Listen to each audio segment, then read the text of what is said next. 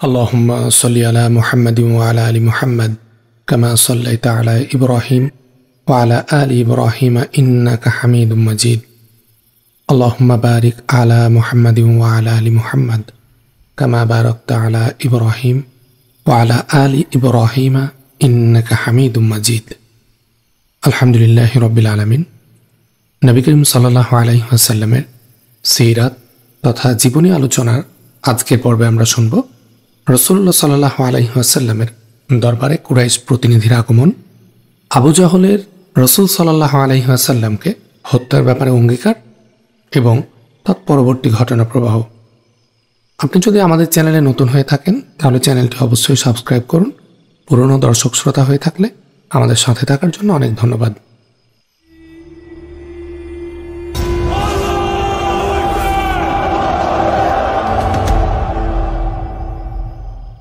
রাসূলুল্লাহ সাল্লাল্লাহু আলাইহি ওয়াসাল্লামের সমীপে কুরাইশ প্রতিনিধি দুজন সম্মানিত এবং প্রতাপশালী বীর অর্থাৎ হামজা বিন আব্দুল মুত্তালিব এবং উমর বিন খাত্তাব রাদিয়াল্লাহু আনহু এর মুসলিম হওয়ার পর থেকে মুশরিকগণের অন্যায় অত্যাচার ও উৎপীড়নের মাত্রা ক্রমান্বয়ে হ্রাস পেতে থাকে এবং মুসলিমদের সঙ্গে আচরণের ব্যাপারে পাশবিকতা ও মাতলামের স্থলে বিচার বুদ্ধির প্রয়োগ দৃষ্টিগোচর হতে থাকে।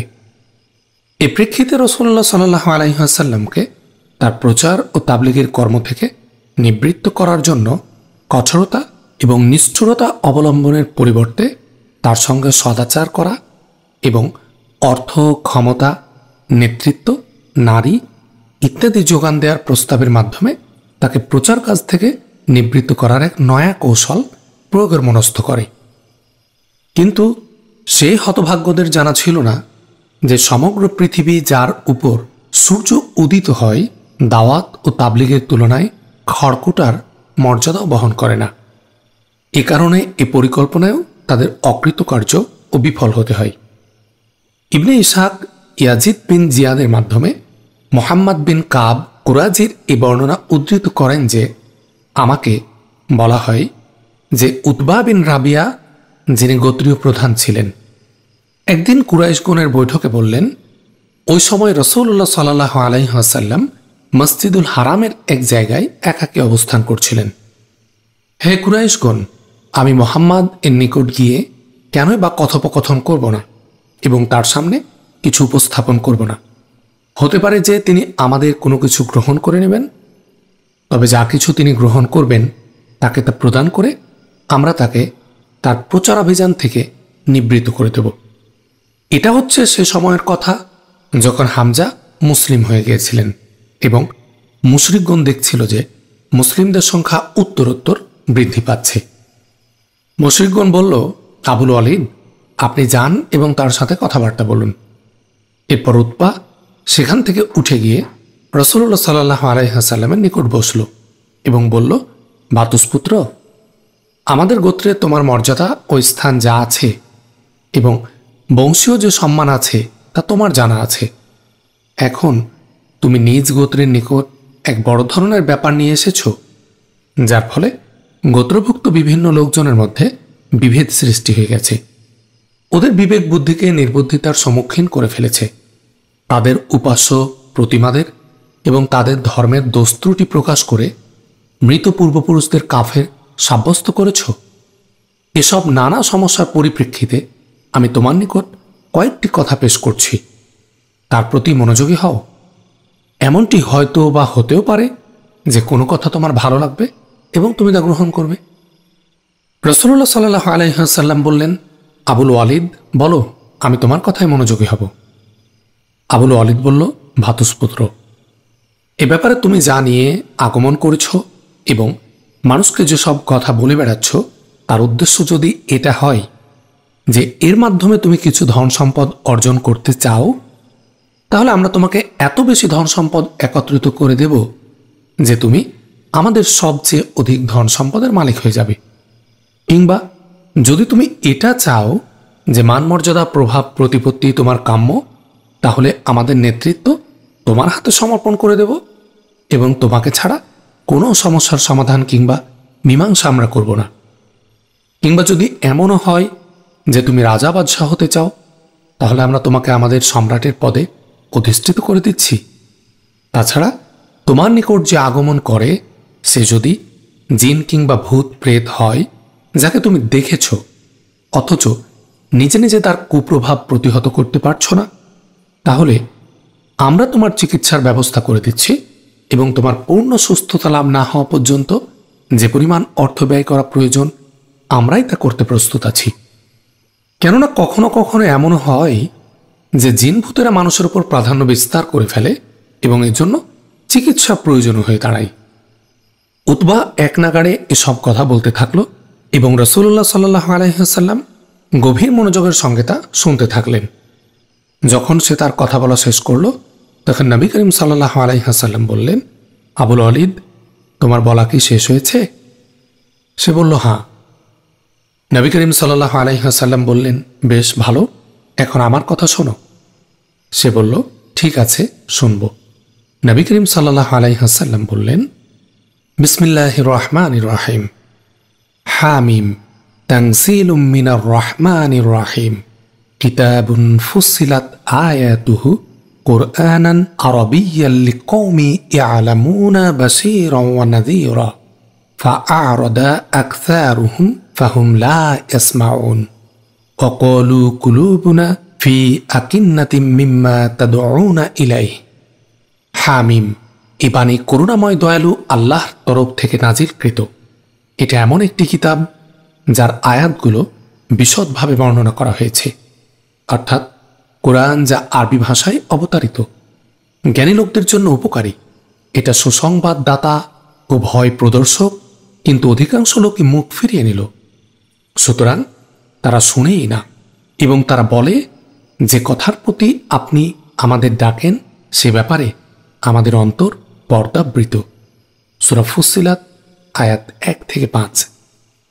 রাসূলুল্লাহ সাল্লাল্লাহু আলাইহি ওয়াসাল্লাম পাঠ করতে থাকেন এবং উতবা নিজ দুহাত পশ্চাতে মাটির উপর রাখা অবস্থায় তাতে ভর দিয়ে শ্রবণ করতে থাকে। যখন নবী করিম সাল্লাল্লাহু আলাইহি ওয়াসাল্লাম সিজদার আয়াতের নিকট পৌঁছে গেলেন, তখন সিজদা করলেন এবং বললেন, আবুল ওয়ালিদ, তোমাকে যা শ্রবণ করানোর প্রয়োজন ছিল তা শ্রবণ করেছ, এখন তুমি জানো এবং তোমার কর্ম জানে। উতবা সেখান থেকে উঠে সোজা তার বন্ধুদের নিকট চলে গেল। তাকে আসতে দেখে মুশরিকগণ পরস্পর বলাবলি করতে থাকল, আল্লাহর শপথ, আবুল ওয়ালিদ তোমাদের নিকট সেই মুখ দিয়ে আসছে না যে মুখ নিয়ে সে গিয়েছিল। তারপর আবুল ওয়ালিদ যখন তাদের নিকট এসে বসল, তখন তারা জিজ্ঞেস করল, আবুল ওয়ালিদ, পিছনের খবর কি? সে বলল, পিছনের খবর হচ্ছে আমি এমন এক কথা শুনেছি যা কোনো দিনই শুনিনি। আল্লাহর শপথ, সে কথা কবিতা নয়, জাদুও নয়। হে কুরাইশগণ, আমরা কথা মেনে নিয়ে ব্যাপারটি আমার উপর ছেড়ে দাও। আমার মত হচ্ছে ওই ব্যক্তিকে তার অবস্থায় ছেড়ে দাও, সে পৃথক হয়ে থেকে যাক। আল্লাহর কসম, আমি তার মুখ থেকে যে বাণী শ্রবণ করলাম তা দ্বারা অতিশয় কোনো গুরুতর ব্যাপার সংঘটিত হয়ে যাবে। আর যদি তাকে কোনো আরবি হত্যা করে ফেলে, তবে তো তোমাদের কর্মটা অন্যের দ্বারাই সম্পন্ন হয়ে যাবে। কিন্তু এ ব্যক্তি যদি আরবিদের উপর বিজয়ী হয়ে প্রাধান্য বিস্তারে সক্ষম হয়, তাহলে এর রাজত্ব পরিচালনা প্রকৃতপক্ষে তোমাদেরই রাজত্ব হিসাবে গণ্য হবে। এর অস্তিত্ব বা টিকে থাকা সবচেয়ে বেশি তোমাদের জন্যই মঙ্গলজনক হবে। লোকেরা বলল, আবুল ওয়ালিদ, আল্লাহর কসম, তোমার উপরও তার জাদুর প্রভাব কাজ করছে। উতবা বলল, তোমরা যাই মনে করো না কেন, তার সম্পর্কে আমার যা অভিমত আমি তোমাদের জানিয়ে দিলাম। এখন তোমরা যা ভালো মনে করবে তাই করবে। অন্য এক বর্ণনায় এটা উল্লেখিত হয়েছে যে নবী করিম সাল্লাল্লাহু আলাইহি ওয়াসাল্লাম যখন তেলাওয়াত আরম্ভ করেছিলেন, তখন উতবা নীরবে শুনতে থাকে। তারপর রাসূলুল্লাহ সাল্লাল্লাহু আলাইহি ওয়াসাল্লাম যখন সূরা ফুসসিলাতের 13 নম্বর আয়াতে কারিমা পাঠ করেন, এরপরও তারা যদি মুখ ফিরিয়ে নেয়, তাহলে বলো, আমি তোমাদেরকে অকস্মাৎ শাস্তির ভয় দেখাচ্ছি, আদ ও সামুদের উপর নেমে আসা অকস্মাৎ শাস্তির মতো। একথা শোনা মাত্রই উতবা ভয়ে কাঁপতে কাঁপতে উঠে দাঁড়ালো এবং এটা বলে তার হাত রাসূলুল্লাহ সাল্লাল্লাহু আলাইহি ওয়াসাল্লামের মুখের উপর রাখল যে আমি আল্লাহর মাধ্যম দিয়ে এবং আত্মীয়তার প্রসঙ্গটি স্মরণ করিয়ে কথা বলছি যে এমনটি যেন না করা হয়। সে এ ভয়ে ভীত হয়ে পড়েছিল যে প্রদর্শিত ভয় যদি এসেই যায়, এরপর সে সমবেত মুশরিকগণের নিকট চলে যায় এবং তাদের সঙ্গে উল্লেখিত আলাপ আলোচনা করে। রাসূলুল্লাহ সাল্লাল্লাহু আলাইহি ওয়াসাল্লামের সাথে কুরাইশ নেতৃবৃন্দের কথোপকথন। কুরাইশগণ উক্তরূপ উত্তরে একেবারে নিরাশ হয়ে যায়নি, কেননা তিনি রাসূলুল্লাহ সাল্লাল্লাহু আলাইহি ওয়াসাল্লাম তাদেরকে স্পষ্ট করে কিছু বলেননি, বরং উতবাকে কয়েকটি আয়াত তেলাওয়াত করে শুনিয়েছেন মাত্র। অতঃপর উতবা সেখান হতে ফিরে এসেছে। ফলে কুরাইশ নেতৃবৃন্দ পরস্পরের যাবতীয় বিষয়াদি সম্পর্কে পরামর্শ ও চিন্তা ভাবনা করল। অতঃপর এক দিবসে তারা মাগরিবের পর কাবার সম্মুখে একত্রিত হয়ে রাসূলুল্লাহ সাল্লাল্লাহু আলাইহি ওয়াসাল্লামকে ডেকে পাঠালে তিনি রাসূলুল্লাহ সাল্লাল্লাহু আলাইহি ওয়াসাল্লাম দ্রুত সেখানে হাজির হলেন, এমন মনে করে যে তাতে হয়তো কোনো কল্যাণ রয়েছে। যখন তিনি তাদের মাঝে আসন গ্রহণ করলেন, তারা উতবার অনুরূপ প্রস্তাব পেশ করল। তাদের ধারণা ছিল যে সেদিন উতবা একা একা প্রস্তাব করাতে মুহাম্মদ সাল্লাল্লাহু আলাইহি ওয়াসাল্লাম সম্মত হয়নি, তবে সবাই মিলে সম্মিলিতভাবে প্রস্তাব করলে তা মেনে নেবেন অবশ্যই। কিন্তু তাদের প্রস্তাব শোনার পর রাসূলুল্লাহ সাল্লাল্লাহু আলাইহি ওয়াসাল্লাম বললেন, তোমরা আমার ব্যাপারে এসব কি বলছো?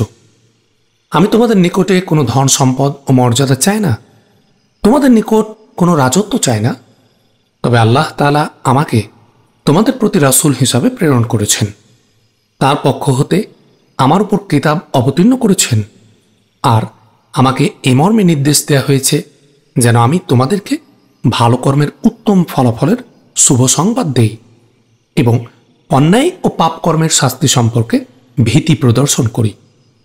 সুতরাং আমি তোমাদের নিকট রিসালাতের বাণী পৌঁছে দিচ্ছি এবং সৎ উপদেশ প্রদান করছি। আমি যা নিয়ে প্রেরিত হয়েছি তা যদি তোমরা মেনে নাও, তাহলে দুনিয়া ও আখিরাতে এর ভালো পরিণাম ভোগ করবে। আর যদি আমার প্রস্তাব প্রত্যাখ্যান করো, তবে আমার ও তোমাদের মধ্যে আল্লাহর ফয়সালা না আসা পর্যন্ত ধৈর্য ধারণ করে যাব। তারা ব্যর্থ মনোরথ হয়ে ফিরে গিয়ে আরেক পদক্ষেপ গ্রহণ করল। তা হলো তারা রাসূলুল্লাহ সাল্লাল্লাহু আলাইহি ওয়াসাল্লামের কাছে দাবি জানালো যে নবী করিম সাল্লাল্লাহু আলাইহি ওয়াসাল্লাম যেন তাদের জমিন থেকে পাহাড়সমূহ দূরীভূত করে দেন, তাদের জমিন প্রশস্ত করে দেন, অতঃপর সেই জমিনে ঝর্ণা ও নদী প্রবাহিত করে দেন, আর তিনি যেন তাদের মৃতদেরকে জীবিত করে দেন, বিশেষ করে কুসাই বিন কিলাবকে। রাসূল সাল্লাল্লাহু আলাইহি ওয়াসাল্লাম এসব কর্ম সম্পাদন করলেই কেবল তারা ঈমান আনবে। তাদের এ কথার জবাবে রাসূল সাল্লাল্লাহু আলাইহি ওয়াসাল্লাম পূর্বের ন্যায় জবাব দিলেন। এরপর তারা আবার অন্য একটি বিষয় উত্থাপন করল। তারা বলল, নবী সাল্লাল্লাহু আলাইহি ওয়াসাল্লাম যেন তার প্রভুর নিকট একজন ফেরেশতাকেও নবী করে পাঠান, যিনি মুহাম্মদ সাল্লাল্লাহু আলাইহি ওয়াসাল্লামের দাবিকে সত্যায়ন করবে, আর আল্লাহ তাআলা যেন তাকে বাগবাগিচা, ধন সম্পদ ও স্বর্ণের অট্টালিকা প্রদান করেন। এবারও রাসূল সাল্লাল্লাহু আলাইহি ওয়াসাল্লাম একই জবাব দিলেন। অতঃপর তারা চতুর্থ একটি বিষয় উত্থাপন করল। মুহাম্মদ সাল্লাল্লাহু আলাইহি ওয়াসাল্লাম যেহেতু তাদের শাস্তির ভয় দেখায়, সুতরাং কুরাইশরা নবী সাল্লাল্লাহু আলাইহি ওয়াসাল্লামের কাছে আযাব আনয়ন করার দাবি জানালো এবং এও বলল তাদের উপর যেন আকাশ হয়ে পড়ে।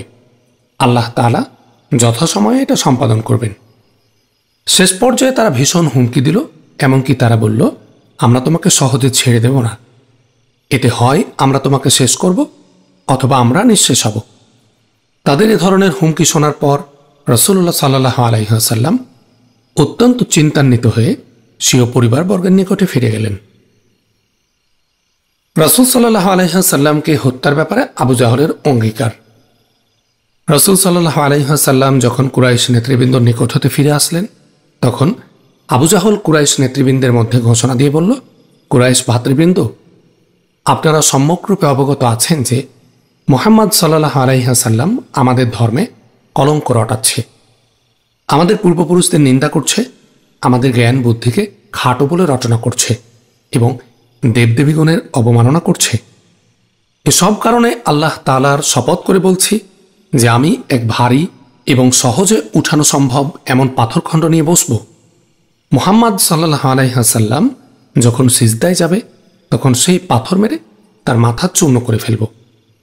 এখন এই অবস্থায় তোমরা আমাকে একা অসহায় ছেড়ে দাও, আর না হয় সাহায্য করো। বনু আব্দে মানাফ এরপর যা চাই তাই করুক। উপস্থিত লোকেরা বলল, আল্লাহর শপথ, আমরা তোমাকে অসহায় ছেড়ে দিতে পারি না। তুমি যা করার ইচ্ছে করেছ তা করে ফেলো। সকাল হলে আবু জাহল তার ঘোষণার অনুরূপ একখণ্ড পাথর নিয়ে রাসূলুল্লাহ সাল্লাল্লাহু আলাইহি ওয়াসাল্লামের অপেক্ষায় বসে থাকল। রাসূল সাল্লাল্লাহু আলাইহি ওয়াসাল্লাম যথানিয়মে আগমন করলেন এবং সালাতে রত হলেন। কুরাইশগণ সেখানে উপস্থিত হয়ে আবু জাহলের কথিত কাণ্ড দেখবার জন্য অপেক্ষমান রইল। যখন রাসূলুল্লাহ সাল্লাল্লাহু আলাইহি ওয়াসাল্লাম সিজদায় গমন করলেন, তখন আবু জাহল পাথর উঠিয়ে তার দিকে অগ্রসর হল, কিন্তু নিকটে পৌঁছে পরাস্ত সৈনিকের মতো সবেগে পশ্চাদপসরণ করল। এ সময় তাকে অত্যন্ত বিবর্ণ ও ভীত সন্ত্রস্ত দেখাচ্ছিল। তার দুহাত পাথরের সঙ্গে শক্তভাবে চিমটে লেগে গিয়েছিল। পাথরের গা থেকে হাত ছাড়াতে তাকে যথেষ্ট কষ্ট করতে ও বেগ পেতে হয়েছিল। এদিকে কুরাইশগণের মধ্য থেকে কিছু সংখ্যক লোক দ্রুত তার নিকটে গিয়ে আসে এবং তাকে বলতে থাকে, আবুল হাকাম, ব্যাপারটি হলো কি? কিছু যেন বুঝে উঠছি না। সে বলল, আমি রাত্রিবেলা যা বলেছিলাম তা করার জন্যই এগিয়ে যাচ্ছিলাম, কিন্তু যখন তার নিকটে গিয়ে পৌঁছলাম তখন একটি উট আমার সামনে প্রতিবন্ধক হয়ে দাঁড়ালো। হায় আল্লাহ, কখন আমি এমন মস্তক, এমন ঘাড় এবং এমন দাঁত বিশিষ্ট উট দেখিনি। মনে হলো সে যেন আমাকে খেয়ে ফেলতে চাচ্ছে। ইবনে ইসহাক বলেন, আমাকে বলা হয়েছে যে রাসূলুল্লাহ সাল্লাল্লাহু আলাইহি ওয়াসাল্লাম ইরশাদ করেছেন, উষ্ট্রের রূপ ধারণ করে সেখানে ছিলেন জিবরাইল আলাইহিস সালাম। আবু জাহল যদি আমার নিকট যেত তাহলে তার উপর বিপদ অবতীর্ণ হয়ে যেত। সামঞ্জস্য বিধানের চেষ্টা ও কিছু ছাড় দেয়া। কুরাইশগণ বিভিন্নভাবে চেষ্টা প্রচেষ্টা, ভীতি প্রদর্শন, হুমকি ধামকি দিয়েও ব্যর্থ হল এবং আবু জাহল যে ন্যাক্কারজনক সংকল্প গ্রহণ করেছিল তা বিফল হল। তখন তারা সমস্যা থেকে উত্তরণের নতুন কৌশল অবলম্বনের চিন্তাভাবনা করল। তাদের মনে এ ধারণা ছিল না যে মুহাম্মদ সাল্লাল্লাহু আলাইহি ওয়াসাল্লাম সত্য নবী নয়, বরং তাদের অবস্থান সম্পর্কে আল্লাহ তাআলা ইরশাদ করেন, লাফি শাক্কিম মিনহু মুরিব, তারা বিভ্রান্তিকর সন্দেহে রয়েছে। সূরা শূরা আয়াত 14। কাজেই তারা সিদ্ধান্ত নিল যে দ্বীনের বিষয়ে মুহাম্মদ সাল্লাল্লাহু আলাইহি ওয়াসাল্লামের সাথে কিছু সমতা আনয়ন এবং মধ্যপন্থা অবলম্বনের। রাসূলুল্লাহ সাল্লাল্লাহু আলাইহি ওয়াসাল্লামকে কিছু বিষয় পরিত্যাগ করতে বলার চিন্তা ভাবনা করলেন। ইবনে ইসহাক বর্ণনা করেন যে রাসূলুল্লাহ সাল্লাল্লাহু আলাইহি ওয়াসাল্লাম কাবাগৃহ তাওয়াফ করছিলেন। এমত অবস্থায় আসওয়াদ বিন মুত্তালিব বিন আসাদ বিন আব্দুল উজ্জা, ওয়ালিদ বিন মুগিরা, উমাইয়া বিন খালফ এবং আস বিন ওয়াইল সাহমি তার সামনে উপস্থিত হলেন। এরা সকলে ছিলেন নিজ নিজ গোত্রের প্রধান। তারা বললেন, হে মুহাম্মদ সাল্লাল্লাহু আলাইহি ওয়াসাল্লাম, এসো, তুমি যে মাবুদের উপাসনা করো আমরাও সে মাবুদের উপাসনা করি, এবং আমরা যে মাবুদের উপাসনা করি তোমরাও সে মাবুদের উপাসনা করো। এরপর দেখা যাবে যদি তোমাদের মাবুদ কোনো অংশে আমাদের মাবুদ যে উন্নত হয় তাহলে আমরা সেই অংশ গ্রহণ করব, আর যদি আমাদের মাবুদ কোনো অংশে তোমার মাবুদ যে উন্নত হয় তাহলে সেই অংশ গ্রহণ করবে। এই প্রেক্ষিতে আল্লাহ তাআলা সূরা কুল ইয়া আইয়ুহাল কাফিরুন সম্পূর্ণ অবতীর্ণ করেন, যার মধ্যে জলদগম্ভীর সুরে ঘোষণা করা হয়েছে, কুল ইয়া আইয়ুহাল কাফিরুন লা আ'বুদু মা তা'বুদুন, বলো হে কাফিরেরা, তোমরা যার ইবাদত করো আমি তার ইবাদত করি না। আল কাফিরুন আয়াত 1 থেকে 2। আবদ বিন হুমায়েদ ও অন্যান্য হতে বর্ণিত একটি বর্ণনা এভাবে রয়েছে যে মুশরিকগণ প্রস্তাব করল যে যদি আপনি আমাদের মাবুদকে গ্রহণ করেন তবে আমরাও আপনার আল্লাহর ইবাদত করব।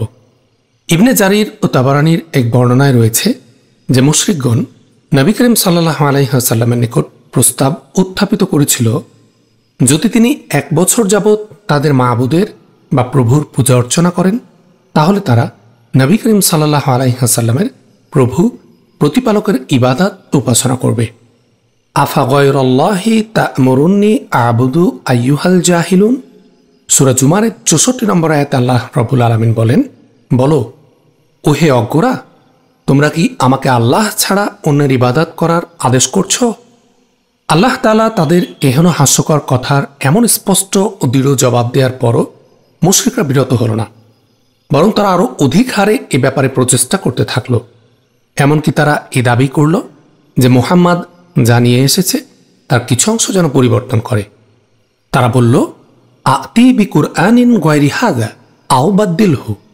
তারা বলে, এটা বাদে অন্য আরেকটা কুরআন আনো কিংবা এটাকে বদলাও। সূরা ইউনূস আয়াত 15। আল্লাহ তাআলা নিম্নোক্ত আয়াত অবতীর্ণ করে তাদের দাবিকে প্রত্যাখ্যান করেন। আল্লাহ তাআলা বলেন, বলো, আমার নিজের ইচ্ছে মতো ওটা বদলানো আমার কাজ নয়। আমার কাছে যা ওহী করা হয় আমি কেবল সেটারই অনুসরণ করে থাকি। আমি আমার প্রতিপালকের অবদ্ধতা করলে এক অতি বড় বিভীষিকার দিনে আমি শাস্তি ভয় করি। সূরা ইউনূস আয়াত 15। আর এরকম কাজের মহা দুর্ভোগ সম্পর্কে সতর্ক করে আল্লাহ তাআলা ইরশাদ করেন সূরা বনী ইসরাঈলের ৭৩-৭৪ নম্বর আয়াতে আল্লাহ রব্বুল আলামিন বলেন, আমি তোমার প্রতি যে ওহী করেছি তা থেকে তোমাকে পদস্খলিত করার জন্য তারা চেষ্টার কোনো ত্রুটি করেনি, যাতে তুমি আমার সম্বন্ধে তার অর্থাৎ নাজিলকৃত ওহীর বিপরীতে মিথ্যা রচনা করো। তাহলে তা তোমাকে অবশ্যই বন্ধু বানিয়ে নিত। আমি তোমাকে দৃঢ় প্রতিষ্ঠিত না রাখলে তুমি তাদের দিকে কিছু না কিছু ঝুঁকেই পড়তে। তুমি তা করলে আমি তোমাকে এ দুনিয়ায় দ্বিগুণ আর পরকালেও দ্বিগুণ আযাবের স্বাদ আস্বাদন করাতাম। সে অবস্থায় তুমি তোমার জন্য আমার বিরুদ্ধে কোনো সাহায্যকারী পেতে না। সূরা বনী ইসরাঈল আয়াত ৭৩-৭৪। কুরাইশদের হতভম্বতা, প্রাণান্তকর প্রচেষ্টা এবং ইহুদিদের সাথে মিলে যাওয়া। কুরাইশদের সর্বপ্রকার উদ্যোগ যখন ব্যর্থ হল তখন কুরাইশদের কাছে অন্ধকার নেমে আসলো। হতভম্ব হয়ে গেল তারা। এমন অবস্থায় তাদের মধ্যেকার অন্যতম শয়তান নজর বিন হারিস একদিন কুরাইশগণকে আহ্বান জানিয়ে বলল, ওহে কুরাইশ ভাইগণ, আল্লাহর শপথ, তোমাদের সম্মুখে এক মহা দুর্যোগপূর্ণ সময় উপস্থিত হয়েছে, অথচ তোমরা আজ পর্যন্ত এর কোনো প্রতিকার কিংবা প্রতিবাদ কোনোটাই করতে পারোনি। মুহাম্মদ সাল্লাল্লাহু আলাইহি ওয়াসাল্লাম যখন তোমাদের মধ্যে যুবক ছিল তখন সকলের প্রিয় পাত্র ছিল, সবার চেয়ে সত্যবাদী ও বিশ্বাসী ছিল। এখন যখন তার কান ও মাথার মধ্যেকার চুল সাদা হতে চলল, অর্থাৎ বয়োবৃদ্ধি পেয়ে মধ্যবয়সে পৌঁছল এবং তোমাদের নিকট কিছু বাণী ও বক্তব্য উপস্থাপন করল, তখন তোমরা বলছো যে সে একজন জাদুকর। না, আল্লাহর শপথ, সে জাদুকর নয়। আমরা জাদুকর দেখেছি, তাদের ঝাড়ফুঁক ও গিরাবন্দিও দেখেছি, কিন্তু তার মধ্যে সেরকম কোনো কিছুই দেখছি না। তোমরা বলছো যে সে একজন কাহিন, কিন্তু তাকে তো কাহিন বলেও মনে হয় না। আমরা কাহিন দেখেছি তাদের অসার বাগাড়ম্বর, উল্টোপাল্টা কাজকর্ম এবং বাকচাতুর্য, কিন্তু তার মধ্যে তেমন কিছুই দেখি না। তোমরা বলছো সে কবি, কিন্তু তাকে কবি বলেও তো মনে হয় না। আমরা কবি দেখেছি, কাব্যধারা, হাজজ, রাজজ ইত্যাদিও শুনেছি, কিন্তু মুহাম্মদ সাল্লাল্লাহু আলাইহি ওয়াসাল্লামের কাছে যা শুনেছি কোনোদিন কারো কাছেই তা শুনিনি। তার কাছে যা শুনেছি তা তো অদ্ভুত জিনিস। তোমরা তাকে বলছো পাগল, কিন্তু তাকে পাগল বলার কোনো হেতুই তো আমি খুঁজে পাচ্ছি না। আমরা তো অনেক পাগলের পাগলামি দেখেছি তাদের উল্টোপাল্টা কাজকর্ম, শুনেছি তাদের অসংলগ্ন ও অশ্লীল কথাবার্তা এবং আরও কত কিছু, কিন্তু এর মধ্যে তেমন কোনো ঘটনাই কোনোদিন দেখিনি। ও হে কুরাইশগণ, আল্লাহর শপথ, তোমরা খুব কঠিন অবস্থার মধ্যে নিপতিত হয়েছ। খুব ভালোভাবে চিন্তাভাবনা করে পরিত্রাণের পথ খোঁজ করো। কুরাইশগণ রাসূলুল্লাহ সাল্লাল্লাহু আলাইহি ওয়াসাল্লামের সত্যবাদিতা, ক্ষমাশীলতা, উন্নত চারিত্রিক বৈশিষ্ট্যের পাশাপাশি যাবতীয় কঠিন চ্যালেঞ্জের মুখে টিকে থাকা, সকল প্রকার প্রলোভনকে প্রত্যাখ্যান, প্রত্যেক বালা মুসিবতে ইস্পাত কঠিন দৃঢ়তা ও অনমনীয়তা প্রত্যক্ষ করল। তখন তারা মুহাম্মদ সাল্লাল্লাহু আলাইহি ওয়াসাল্লামের সত্যিকার নবী হওয়ার সপক্ষে তাদের সন্দেহ আরও ঘনীভূত হল। ফলে তারা সিদ্ধান্ত গ্রহণ করল যে তারা রাসূলুল্লাহ সাল্লাল্লাহু আলাইহি ওয়াসাল্লামের সম্পর্কে ভালোভাবে যাচাই বাছাই করার নিমিত্তে ইহুদিদের সাথে মিলিত হবে। নজর বিন হারিসের পূর্বোক্ত নসিহত শ্রবণ করে তারা তাকে ইহুদিদের শহরে যাওয়ার জন্য অনুরোধ করল। সুতরাং সে ইহুদি পণ্ডিতের নিকটে আসলে তারা তাকে পরামর্শ প্রদান করল যে তোমরা তাকে 3টি প্রশ্ন করবে। প্রশ্নগুলো ঠিকঠাক উত্তর দিতে পারলে বোঝা যাবে যে সে সত্যিকার নবী, আর উত্তর দিতে না পারলে বোঝা যাবে এটা তার নিজস্ব দাবি। যে 3টি বিষয়ের প্রশ্ন করার জন্য পরামর্শ প্রদান করা হলো তা হচ্ছে, 1. তোমরা তার কাছে প্রথম যুগের সেই যুবকদের সম্পর্কে জানতে চাবে। তাদের অবস্থা আপনি বর্ণনা করুন, কেননা তাদের বিষয়টা নিতান্তই আশ্চর্যজনক ও রহস্য ঘেরা। 2, তোমরা তাকে সেই ব্যক্তি সম্পর্কে জিজ্ঞেস করবে যে পৃথিবীর পূর্ব হতে পশ্চিম দিগন্ত পর্যন্ত ভ্রমণ করেছিল, তার খবর কি? 3, তোমরা তাকে রূহ বিষয়ে জিজ্ঞেস করবে যে রূহটা মূলত কি জিনিস। অতঃপর নজর বিন হারিস মক্কায় ফিরে এসে বলল, আমি তোমাদের নিকট এমন বিষয় নিয়ে এসেছি যা আমাদের এবং মুহাম্মাদের মধ্যে ফয়সালা করে দেবে। এরপর সেই অতি পণ্ডিতগণ যা বলেছে তা তাদের জানিয়ে দিল। কথা মতো কুরাইশগণ রাসূলুল্লাহ সাল্লাল্লাহু আলাইহি ওয়াসাল্লামকে উক্ত 3টি বিষয় সম্পর্কে জিজ্ঞাসা করার কয়েকদিন পর সূরা কাহাফ অবতীর্ণ হয়, যে সূরাতে সেই সব যুবকদের ঘটনা বর্ণিত হয়েছে, তারা হলো আসহাবে কাহাফ। সারা পৃথিবী সফরকারী ব্যক্তি হলো জুলকারনাইন। আর রূহ সম্পর্কে নাজিল হয় সূরা বনী ইসরাইল। ফলে কুরাইশদের কাছে এ বিষয় স্পষ্ট হয়ে যায় মুহাম্মদ সাল্লাল্লাহু আলাইহি ওয়াসাল্লাম সত্য ও হকের উপর প্রতিষ্ঠিত, কিন্তু তা সত্ত্বেও সীমালঙ্ঘনকারীরা তা প্রত্যাখ্যান করে বসে। এ হচ্ছে কুরাইশগণ কর্তৃক রাসূলুল্লাহ সাল্লাল্লাহু আলাইহি ওয়াসাল্লামের দাওয়াত মোকাবেলা করার সামান্য চিত্র। বাস্তব কথা হলো, তারা রাসূলুল্লাহ সাল্লাল্লাহু আলাইহি ওয়াসাল্লামের দাওয়াতকে স্তব্ধ করে দেওয়ার লক্ষ্যে সর্বপ্রকারের চেষ্টা চালিয়েছে। তারা এক স্তর থেকে অন্য স্তর, এক প্রকার থেকে অন্য প্রকার, কঠিন থেকে নম্র, নম্র থেকে কঠিন, তর্ক বিতর্ক হতে আপোষ রফা, মীমাংসা হতে আবার তর্ক বিতর্ক, ধমকি প্রদান থেকে মুখ ফিরিয়ে নেয়া, তারা প্রলোভন দেখানো, তাতে কাজ না হলে আবার ধমকি দেওয়া, কখনো উত্তেজিত হতো আবার কখনো ঠান্ডা হতো, বাকযুদ্ধ চলতে চলতে উত্তম ব্যবহার, তারা কখনো কোনো প্রতিশ্রুতি দিত আবার মুখ ফিরিয়ে নিত। তাদের অবস্থা এমন হয়ে দাঁড়িয়েছিল যেন তারা একবার সামনে অগ্রসর হচ্ছে আবার পিছনে হচ্ছে। তাদের কোনো স্থিরতা নেই, আর নেই কোনো প্রত্যাবর্তন স্থল। তাদের এরকম বিভিন্নমুখী কর্মতৎপরতার দাবি ছিল যে এর মাধ্যমে ইসলামী দাওয়াত স্তব্ধ ও বন্ধ হয়ে যাবে এবং কুফরি প্রাধান্য পাবে। কিন্তু বাস্তব অবস্থা হলো, তাদের যাবতীয় চেষ্টা প্রচেষ্টা, কর্মতৎপরতা, উদ্যোগ ব্যর্থতায় পর্যবসিত হল। শেষ পর্যন্ত তাদের হাতে একটি হাতিয়ার বাকি থাকলো, তা হলো অস্ত্রধারণ। তবে অস্ত্রধারণ কেবল মুসিবতি বৃদ্ধি করে না, বরং ভিত্তি মূলকে নড়বড়ে করে দেয়। ফলে তারা এখন কি করবে ভেবে না পেয়ে পেরেশান হয়ে গেল। আবু তলিব ও তার আত্মীয় স্বজনের অবস্থান।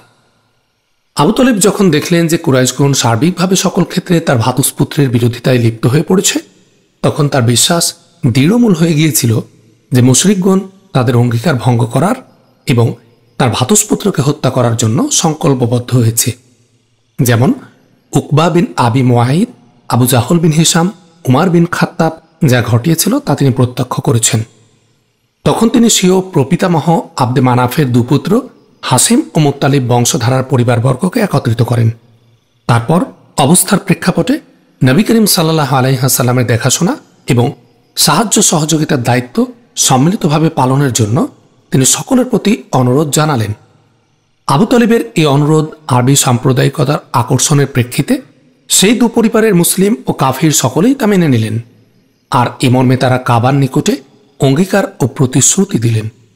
কিন্তু আবু তলিবের ভাই আবুল আহাব তা গ্রহণ না করে কুরাইশ মুশরিকদের সঙ্গে একত্রিত হয়ে কাজকর্ম করার এবং তাদের সাহায্য করার কথা ঘোষণা করলেন। আলহামদুলিল্লাহি রাব্বিল আলামিন। আজকের পর্বটি এখানে শেষ করছি। আগামী পর্বে আমরা বয়কটের ঘটনা শুনব ইনশাআল্লাহ।